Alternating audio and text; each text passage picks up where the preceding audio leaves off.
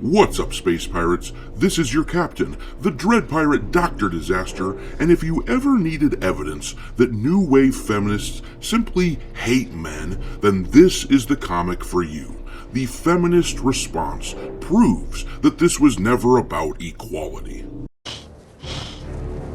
What is it? What do you smell? Man flesh. This is the Women of Marvel comic. It's an anthology that was just published, and the meltdown on display after this page came out has been glorious to behold. Obviously, these new age feminists despise men, or at least despise any situation where they aren't being catered to and placed on some sort of woke pedestal.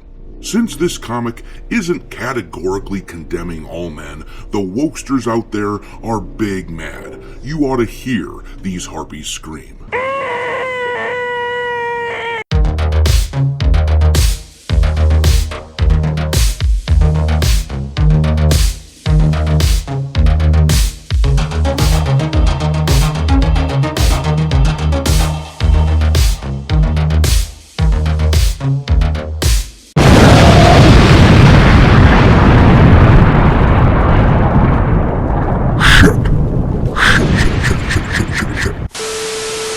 Alright, me hearties, make sure you like this video and subscribe to the channel if you haven't yet, and don't forget to follow me on Twitter, where my handle is Dr. Disaster 1. But without further ado, let's look at this page that has feminist Twitter going absolutely postal. It starts with Susan Storm saying, "You still haven't said why, Mitigator." This Mitigator guy then says, "I've been online a lot lately. I suppose you'll want me to send you back." Apparently this guy erased all the women of Marvel, brought them to this alternate dimension or something. It's pretty on the nose, a perfect example of the shitty writing that American comics have been enduring for a long while, but the message here isn't half bad, at least once you hear what's being said by the Marvel women. But this new villain, this Mitigator guy, he then says, "And I suppose you'll want all the men to disappear now. It's only fair." And Susan Storm, aka Invisible Girl, says, "What? No, we love those guys." Captain Marvel pipes up and says, "You know who's surprisingly great? Iron Man." And Spider-Girl says, "Come on, have you met Spidey? The best." And then this character in the lower left, can't tell who that is exactly, maybe Jessica Jones, says, "Luke Cage," meaning she likes him. And She-Hulk says, "Well, yeah, and my cousin's just a good dude." Ms. Marvel replies, "Snark," and then She-Hulk says, "He is." And then Susan Storm says, "Maybe I'm guessing, but I think my Reed is destined for great things." And then this redhead, can't tell who it is, maybe that's Jean Grey, but she says, "He is Sue, they all are." Now, if you ask me, this is a bit nauseating. The dialogue isn't great because they lay it on too thick, but it's an olive branch, and I think we could use more of this. But nope, the feminist man-haters are going freaking nuts over this. If you ever doubted whether or not they actually just hate men, well, let me change your mind here. This user tweeted out this page and said, "Love the special, made to center women, talking about how great men are. We really needed to hear that message." Are you brain dead? I mean, maybe we did need to hear it. As a society, lady, maybe it's just what the doctor ordered in some kind of way. It's meant to bridge the divide. It was too on the nose, and it was ridiculous, but I do appreciate the effort to a certain degree.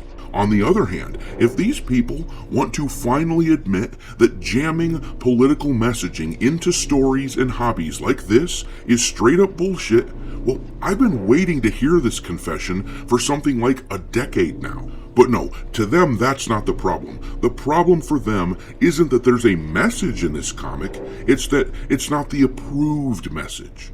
These women, who are supposedly so strong and powerful just by virtue of being women, need to be the constant center of attention, or else they're suddenly victims. But here's some more responses. You'll get a good laugh, trust me.